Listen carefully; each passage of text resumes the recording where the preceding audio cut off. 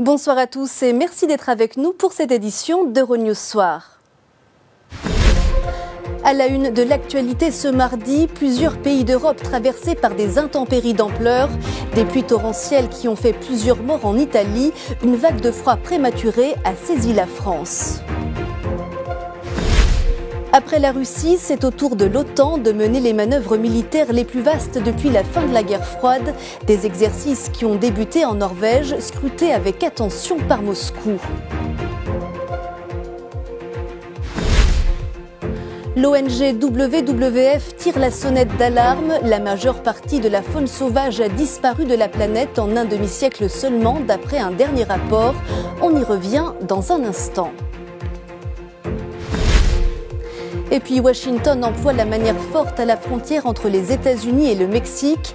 Les autorités américaines envoient des milliers d'hommes pour contrer l'arrivée des migrants venus d'Amérique du Sud. De la Hongrie à la France, en passant par l'Italie, c'est une météo qui réserve bien des surprises. La neige a saisi plusieurs régions de l'Hexagone alors que les pluies torrentielles ont fait plusieurs morts de l'autre côté des Alpes. Les précisions de Cyril Fourneris. Un décor chaotique après la tempête Adriane en Italie. Elle a fait 9 morts depuis dimanche dans le sud du pays, notamment à Rome et à Naples, mais aussi tout au nord dans le Haut-Adige ainsi qu'en Vénétie. Voici justement la célèbre place Saint-Marc de Venise, les pieds dans l'eau ce lundi. Elle a dépassé 1,50 m pour la 6e fois seulement de l'histoire de la cité des Doges, s'invitant jusque dans les boutiques. En pleine Méditerranée, la Corse a aussi essuyé des orages et de violentes rafales à plus de 160 km/h. Adriane n'a pas fait de victimes ici, mais elle a ravagé des ports, comme ici à Ajaccio, et coupé le courant de milliers de foyers. Dans le même temps, c'est la neige qui paralysait les routes de montagne en France. Sur ces images, des centaines de voitures et camions sont bloqués en Haute-Loire, fait rare si tôt dans la saison. De l'autre côté des Alpes, changement d'ambiance, terrasse de café et promenade au parc à Budapest. Il a fait une vingtaine de degrés sur toute la Hongrie. Nouvelle illustration, s'il en fallait encore, que le climat est déréglé.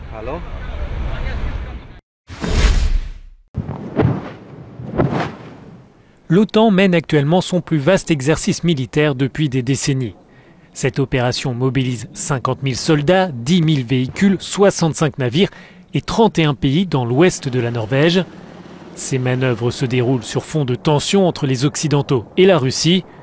Moscou évoque d'ailleurs un exercice anti-russe, des allégations rejetées par les Alliés. La Russie va observer l'exercice parce que nous n'avons rien à cacher. Nous sommes ouverts et transparents à propos de nos exercices. Cette manœuvre n'est pas dirigée contre un pays en particulier. L'objectif est de s'assurer que l'OTAN reste dissuasive pour éviter des conflits.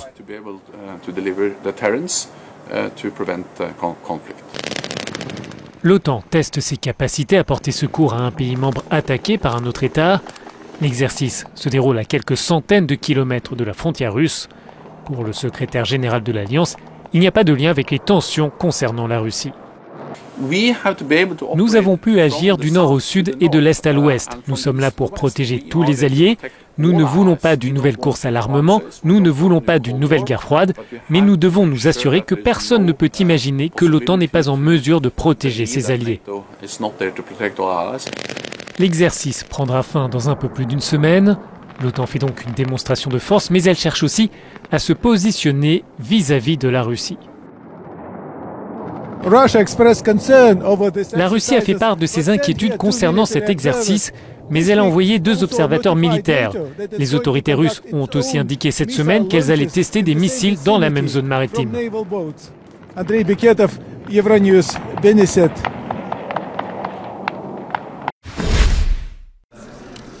En faisant l'annonce de la fin programmée de sa carrière politique, Angela Merkel s'est fragilisée. Si la chancelière n'avait plus d'autre choix en Allemagne, sur la scène internationale, c'est un très mauvais calcul assurent les experts. Crise grecque, annexion de la Crimée, Angela Merkel a été essentielle en tant que médiatrice en Europe. Son retrait risque d'affaiblir sa position, une perspective qu'elle rejette en bloc. Je pense que cela ne changera pas l'influence dans les négociations internationales. Au contraire, j'ai même plus de temps pour me concentrer sur les tâches de chef du gouvernement.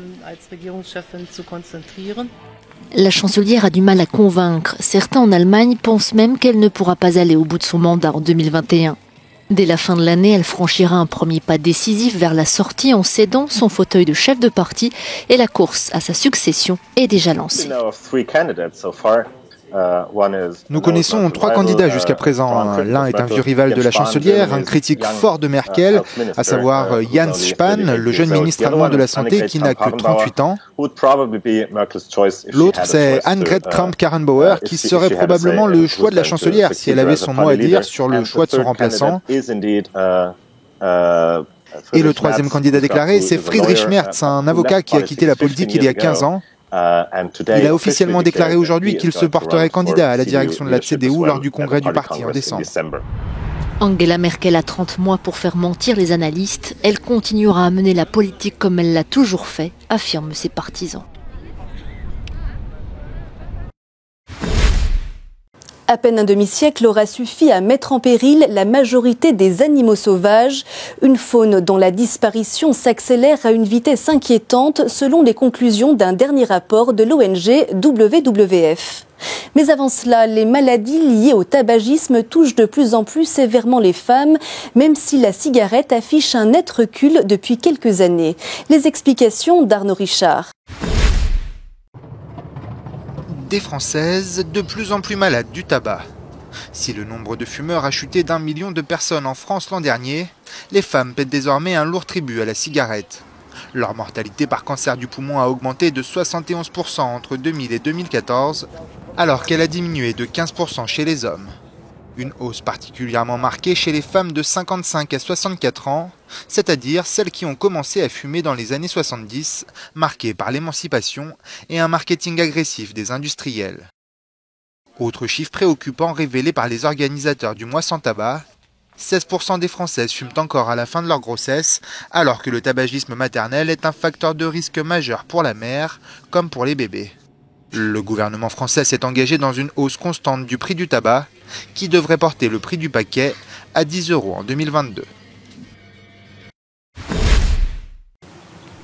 La Terre a perdu 60% de ses animaux sauvages en moins de 50 ans. C'est la conclusion d'un rapport alarmant de plus de l'ONG WWF qui réclame la signature urgente d'un grand accord pour la nature. Le problème est très grave et très effrayant. La dernière fois que nous avons examiné cet indice, les populations étaient en déclin à un taux de 52%. Maintenant, on est à 60%.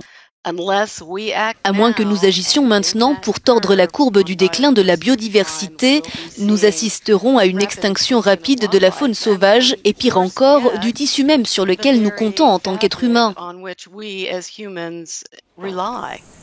Le rapport est publié alors que les autorités chinoises annoncent qu'elles autoriseront dans certaines circonstances le commerce de produits faits de tigres et de rhinocéros menacés. WWF s'en offusque, mais rappelle que le déclin des animaux s'explique surtout par la perte des habitats naturels causée par l'urbanisation.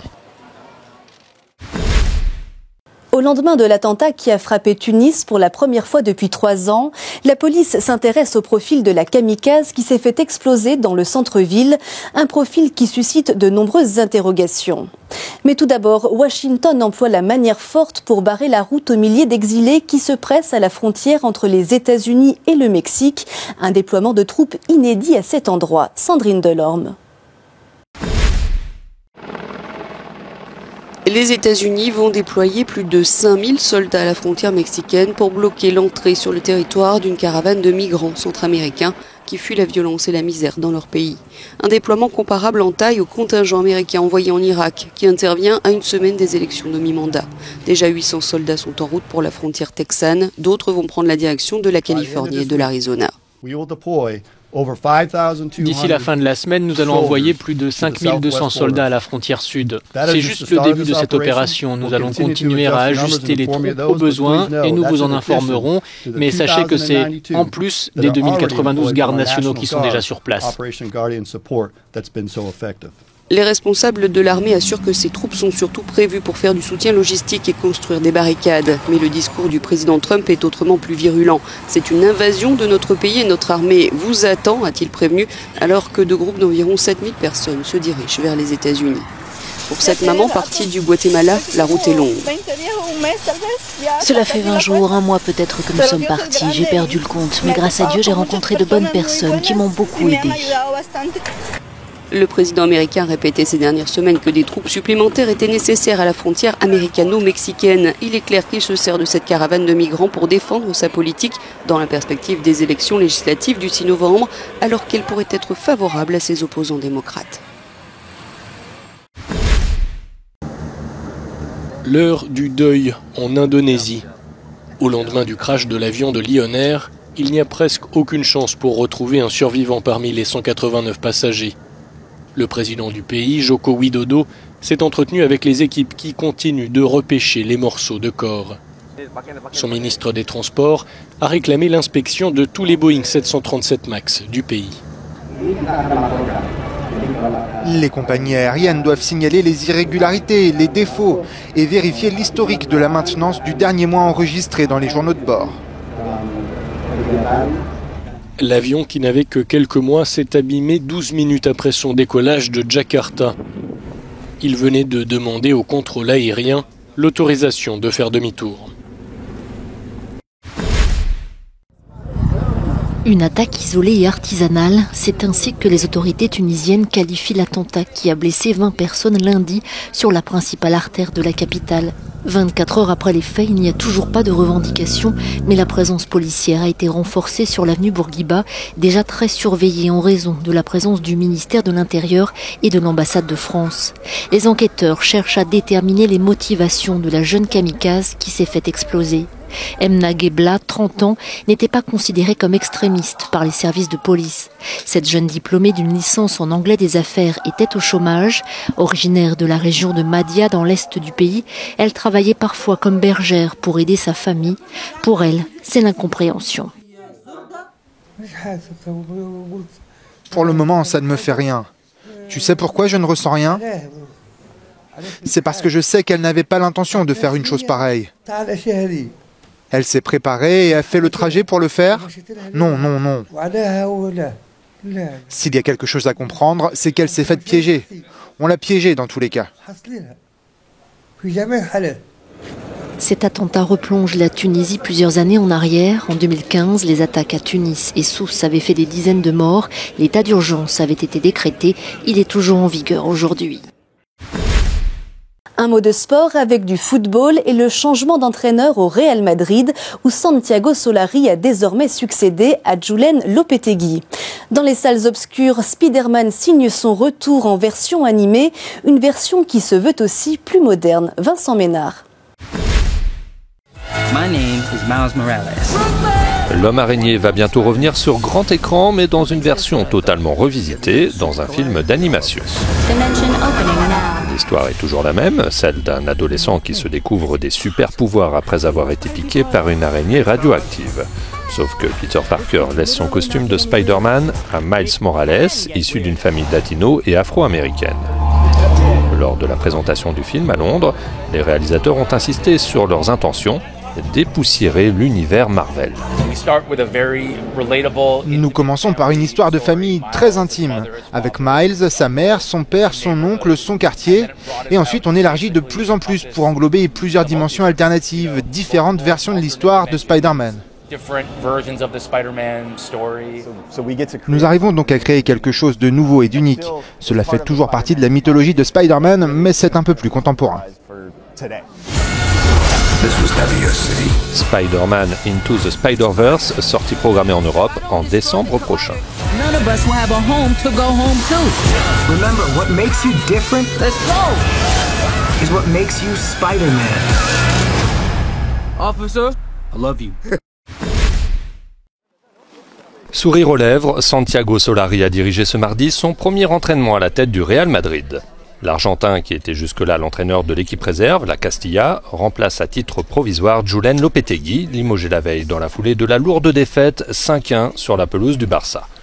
Pour Santiago Solari, les triples champions d'Europe en titre pourraient très vite repartir de l'avant. C'est un groupe de guerriers, ce sont des champions qui ont gagné beaucoup de trophées pour le club. Ils ne sont pas dans la configuration la plus facile, mais j'ai vu qu'ils étaient déterminés à inverser la situation et à changer les choses. Santiago Solari sera sur le banc madrilène ce mercredi soir à Melilla, une enclave espagnole en terre marocaine, en 16e de finale aller de la Coupe du Roi. Pour la suite, rien n'est sûr. Simple intérimaire, il pourrait très vite céder sa place à Antonio Conte ou à Roberto Martinez. C'est la fin de cette édition, merci de l'avoir suivi. Vous pouvez retrouver toute l'actualité sur notre site et sur les réseaux sociaux. Très belle soirée à tous.